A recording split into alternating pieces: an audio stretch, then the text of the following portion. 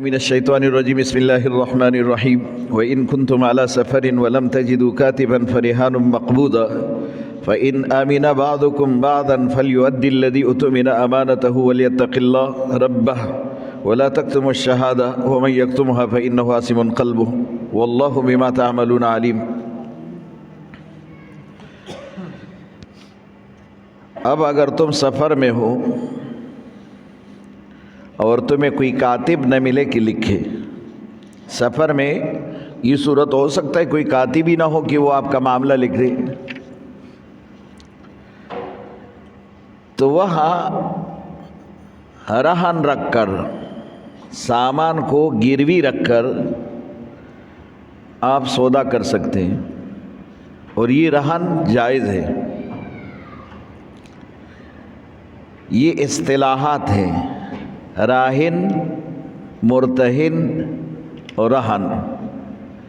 راہن اس شخص کو کہتے ہیں جو گروی سامان رکھنا چاہتے ہیں، اس کو راہن کہتے ہیں، اور جو سامان گروی رکھتا ہے اس کو رہن کہتے ہیں، اور جس کے پاس رکھا جاتا ہے اس کو مرتہن کہتے ہیں۔ رہن، راہن اور مرتہن۔ اب یہ سفر میں ہے، نقد پیسے نہیں ہے، یہ سامان ادھار رکھنا چاہتے ہیں اور اس کے ذریعے اپنی ضرورت پورا کرنا چاہتے ہیں، تو یہ جائز ہے۔ رسول اللہ صلی اللہ علیہ وسلم بحالت مجبوری ایک یہودی کو پیغام بھیجتے ہیں، مجھے ادھار سامان دے دو، اور اس یہودی نے انکار کیا رسول اللہ صلی اللہ علیہ وسلم کو ادھار دینے سے، تو حضور صلی اللہ علیہ وسلم نے زیرہ ان کے پاس رہن رکھا تھا۔ یہ زیرہ جو لوہے کا بنا ہوا تھا، حضور صلی اللہ علیہ وسلم نے اس کے پاس رکھا تھا، اور اس میں سے 30 سا حضور صلی اللہ علیہ وسلم نے جو خریدے تھے کہ 30 سا، یہ سا ایک پیالہ ہوتا تھا جس کے ذریعے ناپا جاتا تھا، تو 30 سا جو اس سے خریدا تھا زیرہ رہن رکھ کر، اور یہ زیرہ جو کہ جنگ میں استعمال ہوتے ہیں، لباس ہے جنگ کا، رسول اللہ نے رکھا۔ اور آپ کو معلوم ہے کہ مشہور زیرہ تھا جس پر ابو بکر صدیق رضی اللہ عنہ نے حضور صلی اللہ علیہ وسلم کے وصال کے بعد اس یہودی کو اس کا قرض دے کر وہ زیرہ واپس اس سے لیا تھا۔ حضور نے اپنے زندگی میں واپس نہیں لیا تھا کیونکہ یہ آخری ایام میں ایسا ہوا تھا،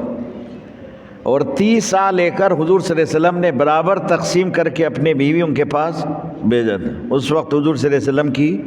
9 بیویاں گھر میں موجود تھی، حضور صلی اللہ علیہ وسلم نے ان کے تمام حجروں میں برابر تقسیم کر کے سب کے پاس بھیجا تھا۔ یہ جو خریدا تھا یہ برابر تقسیم کر کے رسول اللہ نے بھیجا تھا۔ اور اس آیت میں بھی اللہ نے کہا، اللہ فرماتے ہیں کہ وَلْيَتَّقِ اللَّهَ رَبَّهُ، ہر صورت میں انصاف اور خدا کی خوف یہ ضروری ہے۔ حضرت تھانوی رحمۃ اللہ علیہ کا مشہور واقعہ ہے، ایک آدمی نے 2 تربوز دیے ہدیہ لے کر، ہدیہ دے کر 2 تربوز دیے، اور تھانوی رحمۃ اللہ علیہ نے دونوں کاٹ دیے، تو 2 تربوز جب بیچ میں سے کاٹو تو 4 بن جاتے، 4 حصے ہو گئے۔ اب ایک تربوز کا ایک ٹکڑا دوسرے تربوز کا دوسرا ٹکڑا ملا، ایک بیوی کے پاس بھیجا۔ تھانوی رحمۃ اللہ علیہ کی 2 بیویاں تھیں، اور یہ جس نے تحفہ دیا تھا بھی اس لیے 2 تربوز دیے تھے کہ 2 بیویوں میں یہ برابر بھیج دے۔ تو تھانوی رحمۃ اللہ علیہ نے کیا کیا کہ ایک تربوز کا ایک ٹکڑا اور دوسرے تربوز کا ایک ٹکڑا ملا کر ایک بیوی کے پاس بھیجا، پھر اسی طرح دوسرے کا۔ تو خادم نے کہا، حضرت یہ تو کیا تکلف کیا آپ نے، پہلے کاٹا پھر دونوں کو جو ہے ملا کر پھر ایک بیوی کے پاس دوسرے بیوی کے پاس۔ اس کا تو بہتر طریقہ یہ تھا کہ ایک تربوز ایک کے پاس بھیج دیتے، دوسرا دوسرے کے پاس۔ تھانوی رحمۃ اللہ علیہ نے فرمایا کہ 2 قسم کے فرق ہو سکتے، وزن میں شاید ایک ہلکا ہو ایک بھاری ہو، پھر بھی انصاف نہ ہوا، اور اگر ایک تربوز میٹھا ہو اور دوسرا پھیکا ہو تو پھر بھی انصاف نہ ہوا۔ اس لیے اس میں سے آدھا اس میں سے آدھا، ایک تو وزن برابر ہو گیا، اور دوسرا یہ کہ اگر ایک میٹھا ہے تو دوسرا پھیکا، تو مطلب کہ دونوں گھروں میں اسی طرح کا پہنچ گیا۔ تھانوی رحمۃ اللہ علیہ نے کہا کہ یہ انصاف ہے جو کہ میں کرنا چاہ رہا تھا، اس لیے یہ دربوز کاٹ کر دونوں گھروں میں جو ہے بھیجا۔ تھانوی رحمۃ اللہ علیہ بہت بڑے ولی اللہ تھے، ٹرین میں سفر کر رہے تھے اور کسی نے اسی طرح گنے کا ایک پورا گٹلا دیا تھا کہ یہ اپنے گھر لے جاؤ۔ تو تھانوی رحمۃ اللہ علیہ نے کہا کہ وہ جو ٹرین اسٹیشن پر بابو تھے اس کو کہا کہ اس کو تولو،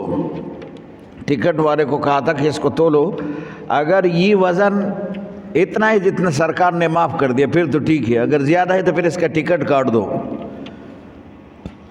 تو وہ جو بابو جو ٹرین میں چڑھتے ہیں ٹکٹ چیک کرنے کے لیے، چیکر جو ہوتے، اس نے کہا حضرت میں آپ کے ساتھ ہوں، کوئی مسئلہ نہیں، یہ آپ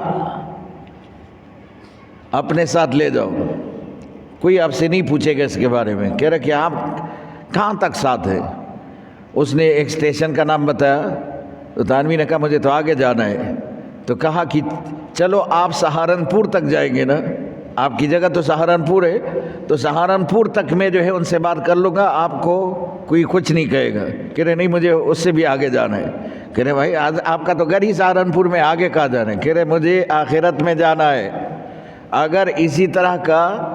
آپ معاف کرنے کا اہل ہوتے تو آپ معاف کرتے، آپ تو خود ہی نہیں اہل ہے اس کا کہ آپ معاف کر دیں، یہ تو سرکار کی چیز ہے، آپ معاف تو نہیں کر سکتے۔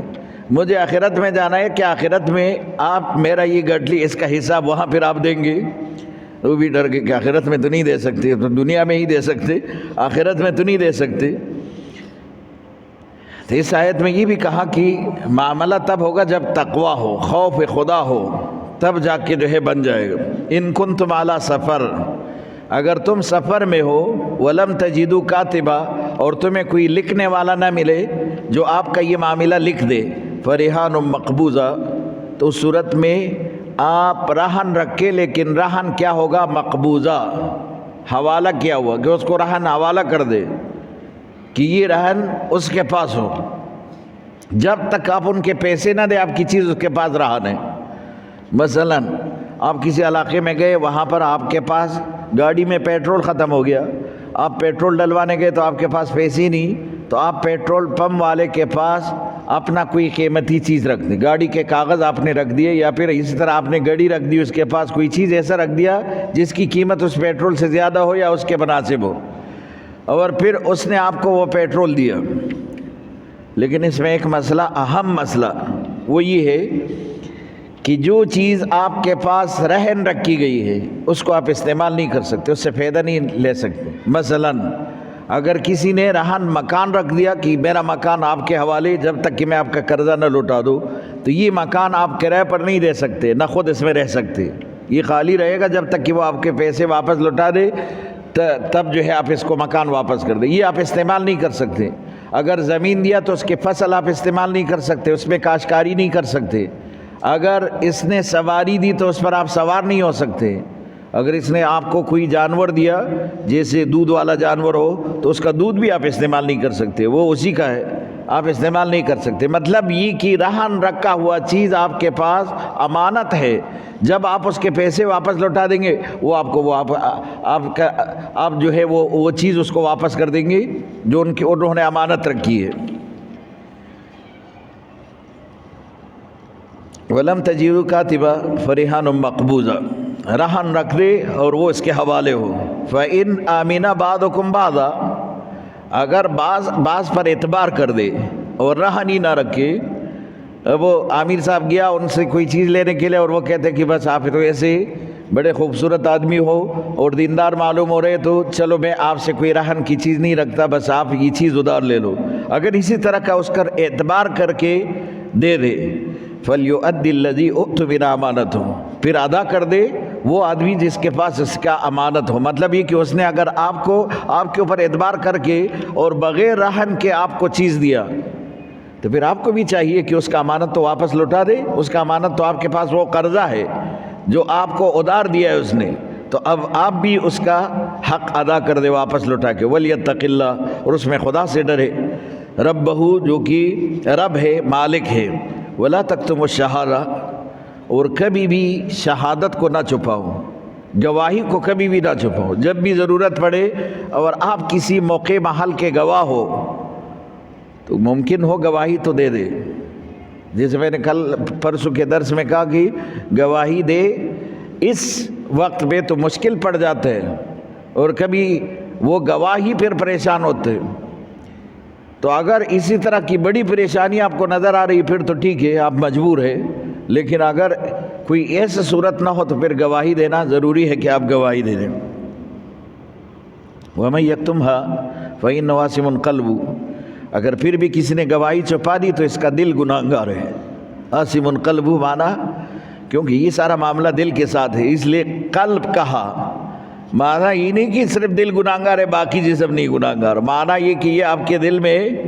یہ گناہ کی بات ہے جو آپ کے دل میں ہے، اور یہ مرکز ہے سب کا، وہ خیالات سارے دل میں ہی آتے ہیں گناہ کا، پھر جس کو آدمی جو ہے باقاعدہ اختیار کر لیتے۔ واللہ بما تعملون علیم، اللہ تمہارے ہر عمل پر عالم ہے، جاننے والا ہے، اس لیے اللہ سے نہیں چھپا سکتے۔ للہ ما فی السماوات وما فی الارض وان تبدوا ما فی انفسکم او تخفوہ یحاسبکم بہ اللہ، یہ وہ آیت ہے جب اس کا نزول ہوا تھا تو صحابہ کرام بہت روئے تھے، اتنے روئے تھے کہ ابن عمر رضی اللہ عنہ سے ایک صحابی پوچھتے، وہ کہتے کہ میں خود موجود تھا، وہ صحابی کہتے کہ ابن عمر رضی اللہ عنہ سے جب اس آیت کے بارے میں پوچھا تو اتنا رویا اس کے آنسو جاری ہو گئے اور ہچکیاں بن گئی اس کی، ایسے رو رہے تھے۔ اور پھر جب میں نے یہ واقعہ سنایا تو صحابہ کرام، وہ صحابی کہتے کہ جب میں نے یہ واقعہ سنایا تو بہت سارے صحابہ کرام کو جب یہ آیت پہنچتی تھی وہ روتے تھے، کیونکہ اس آیت میں اللہ پاک نے ایک اعلان کیا تھا، یہ بڑا سخت اعلان تھا، جب صحابہ کرام نے یہ سنا تو رو پڑے تھے۔ ان تبدوا ما فی انفسکم او تخفوہ، تمہارے دل کے اندر کوئی خیال بھی گناہ کا آتا ہے اس پر بھی اللہ تمہیں پکڑے گا، تم چاہے اس کو چھپاؤ اللہ ظاہر کرے گا۔ تو صحابہ کرام حضور صلی اللہ علیہ وسلم کے پاس ہے، یا رسول اللہ ہم کیا کریں، ہمارے دل میں تو کبھی ایسا خیال بھی آتا ہے کہ اگر ہم ابھی آپ کے سامنے اس کا اظہار کریں تو اس سے بہتر ہے کہ ہم کوئلہ ہو جائے، انہیں ہم اظہار نہیں کر سکتے، کبھی ایسا خیال بھی آتا ہے۔ اور جب خیال پر ہی پکڑ ہے، گناہ ہم نے کیا ہی نہیں، تو اللہ تو کہتے ہیں کہ خیال پر تو ہمیں تو ایسے وسوسے آتے ہیں کہ کبھی کبھار وہ ہم پریشان کرتے، وہ وسوسے ہمیں پریشان کرتے۔ تو حضور صلی اللہ علیہ وسلم نے فرمایا کہ پھر اللہ کا حکم ہے، اللہ تو ایک ایک ذرے کا حساب لے گا۔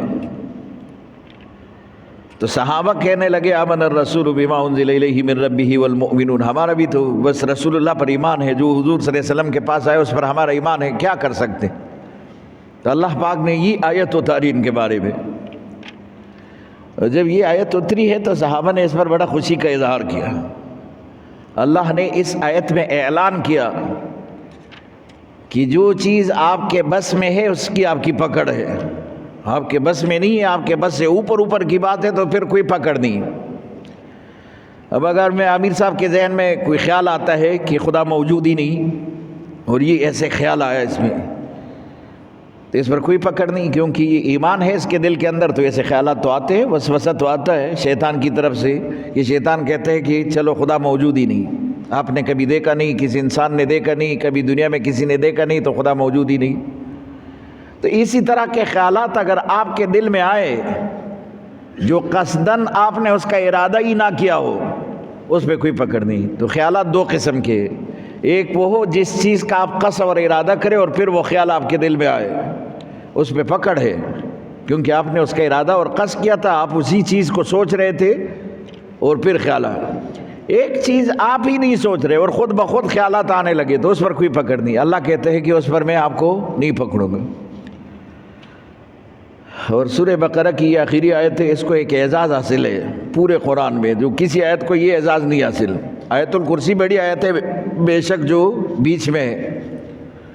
اور اسی طرح سورہ فاتحہ ایک بہت بڑا صورت ہے اور عظمت والا صورت ہے، جو کہ سورۃ الشفاء، اللہ پاک نے اس کے کئی نام ذکر کیے اس صورت کے،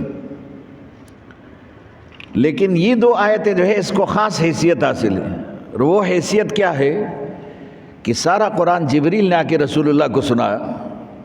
کیونکہ واسطہ بیچ میں جبریل ہے۔ ہر آیت جبریل لے کر حضور صلی اللہ علیہ وسلم کے پاس آئے اور حضور صلی اللہ علیہ وسلم کو سناتے رہے۔ صرف واحد یہ 2 آیتیں جس پر جبریل نہیں آیا، رسول اللہ خود معراج پہ جب گئے تھے تو اللہ پاک نے خود ہی یہ 2 آیتیں دیے، تو یہ گویا کہ جبریل کے واسطے کے بغیر حضور صلی اللہ علیہ وسلم کو ملی ہے یہ آیتیں، اس لیے یہ بڑی عظمت والے آیتیں ہیں۔ تو صحابہ کرام کہتے ہیں ہم میں سے تو کوئی صحابی نہ اس کے گھر والے اس حال میں نہیں سوتے تھے کہ جب تک یہ آیتیں نہ پڑھ لیں، مطلب یہ کہ پہلے اس آیتوں کو یاد کرتے تھے پھر باقاعدہ اس کو پڑھتے تھے، اور کیونکہ اس کی عظمت سب کو معلوم تھا کہ یہ آیتیں بہت بڑی آیتیں ہیں، تو اس لیے اس کے پہلے یاد کرتے تھے، حفظ کرتے تھے، پھر اس کو پڑھتے تھے، رات میں پڑھتے تھے۔ للہ ما فی السماوات و ما فی الارض، سب کچھ اللہ کے لیے، آسمان میں، زمین میں، یہ سب اللہ کے ہیں۔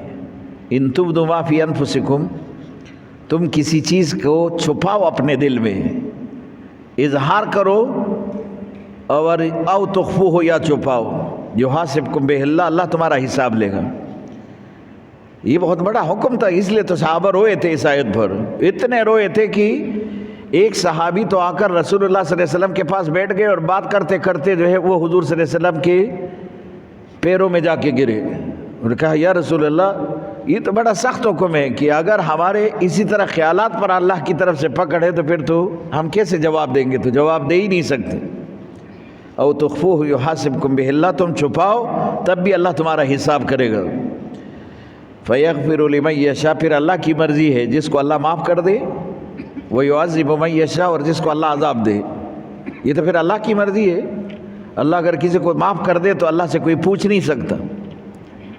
وہ ایسے قادر مطلق ہے کہ اس سے کوئی پوچھ نہیں سکتا۔ اگر عذاب دے تو اللہ کو اختیار ہے، واللہ علی کل شیء قدیر، اللہ ہر چیز پر قادر ہے۔ آمن الرسول بما انزل الیہ، ایمان لایا پیغمبروں نے اس پر جو ان کے پاس، جو ان کے اوپر اللہ پاک نے اتارا، والمؤمنون، پھر ایمان والوں نے بھی اس پر ایمان لایا جو پیغمبر کے اوپر اترا۔ پہلے پیغمبر نے اس پر ایمان لایا جو پیغمبر کے اوپر اترا، اور پھر مومنین نے ایمان لایا اس پر جو کہ پیغمبر کے اوپر اترا، مومنین نے بھی اس پر ایمان لایا۔ کل آمن باللہ، سب نے اللہ پر ایمان لایا، پیغمبروں نے بھی اللہ پر ایمان لایا، مومنین نے بھی اللہ پر ایمان لایا۔ وہ ملائکتی، پھر ملائک پر ایمان لایا، اللہ پر ایمان لایا، وہ ملائکتی، اس کے فرشتوں پر ایمان لایا، وہ کتبی، اس کی کتابوں پر ایمان لایا، وہ رسولی، اس کے پیغمبروں پر ایمان لایا۔ لا نفرق بین احد من رسلی، ہم تفریق نہیں کرتے کسی بھی پیغمبر میں۔ 1,24,000 اگر پیغمبر ہے تو ہم سب کو مانتے ہیں، سب پر ہمارا ایمان ہے، کسی کی تفریق نہیں کرتے کہ ہم موسیٰ کو مانتے، عیسیٰ کو نہیں مانتے، عیسیٰ کو مانتے، موسیٰ کو نہیں مانتے، سب کو مانتے، سب پر ہمارا ایمان ہے۔ اور علماء نے لکھا ہے کہ سورہ بقرہ کی شروع کی آیتیں اور پھر بیچ والی آیت آیت الکرسی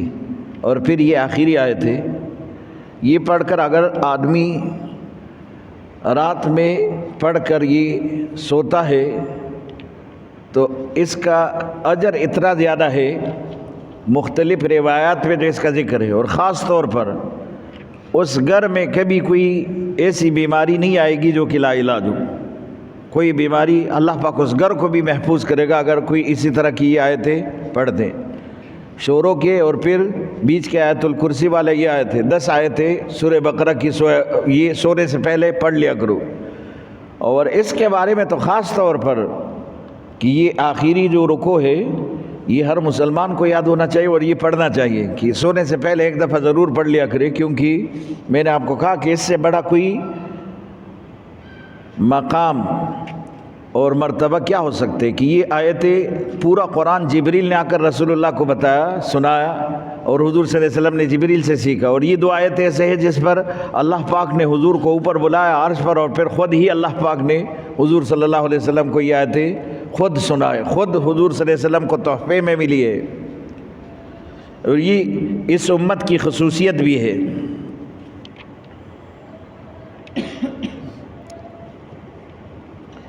حضور صلی اللہ علیہ وسلم نے فرمایا معراج کے موقع پر مجھے یہ 2 آیتیں ملی ہیں، اور خاص طور پر یہ آیتیں جو کہ آخری رکوع ہیں، یہ مجھے معراج کے موقع پر ملی ہے،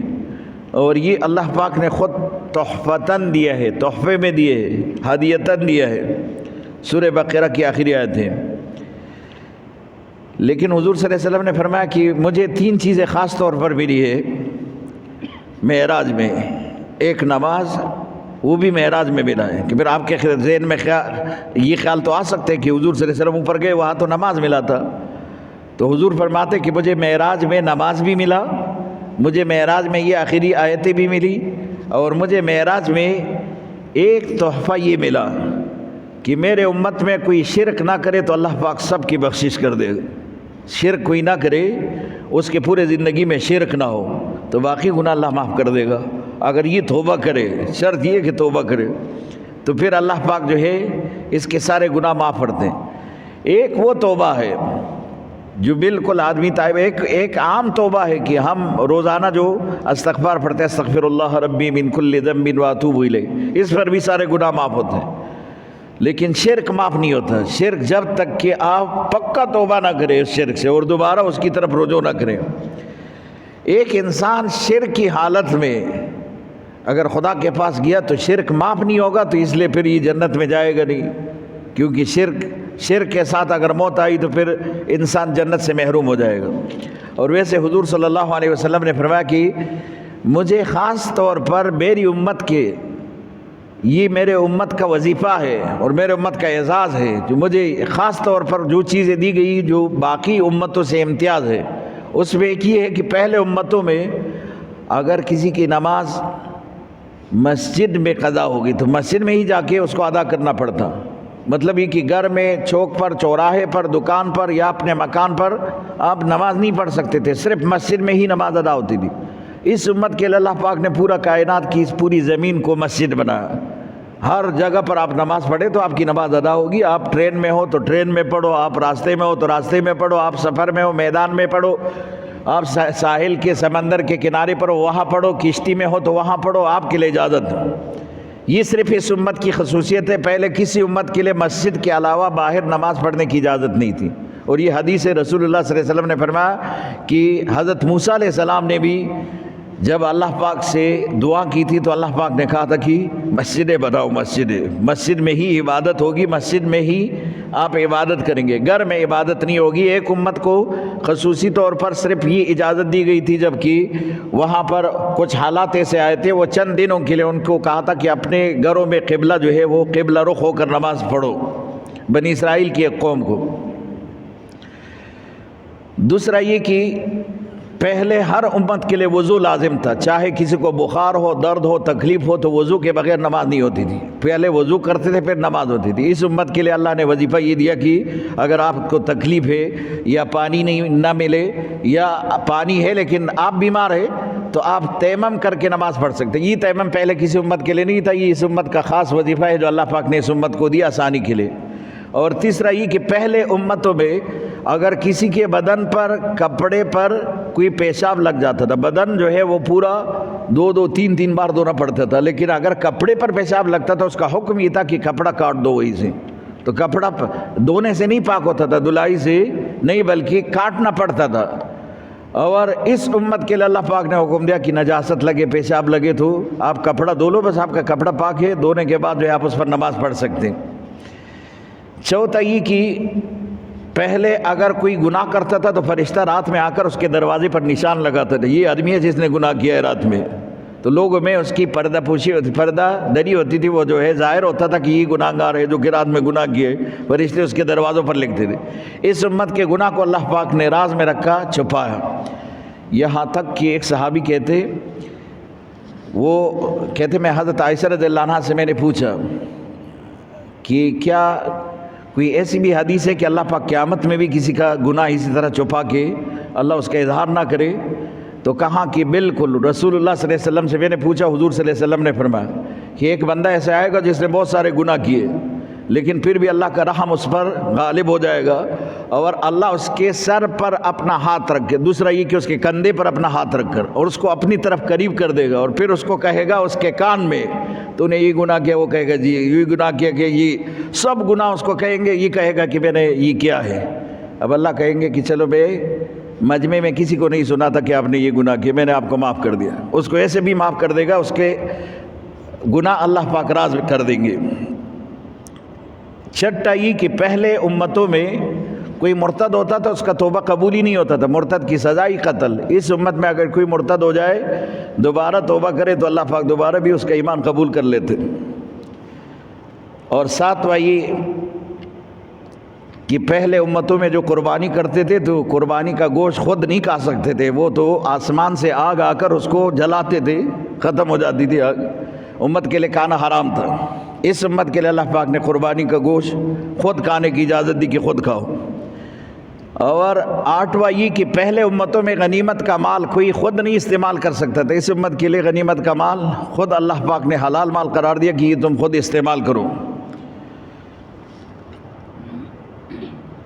یہ خاص طور پر اس امت کے وہ خصوصیات ہیں جو رسول اللہ صلی اللہ علیہ وسلم نے فرمائے۔ تو صحابہ کرام نے کہا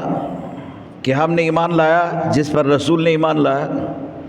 اور وہ جو فرشتوں پر ایمان ہے، کتابوں پر ایمان ہے، رسولوں پر ایمان ہے، لا نفرق بین احد من رسول، ہم بھی کسی رسول کی تفریق نہیں کرتے۔ قالوا سمعنا واطعنا، کہا کہ ہم نے سن لیا اور بس ہم نے اطاعت کر لی۔ غفرانک ربنا،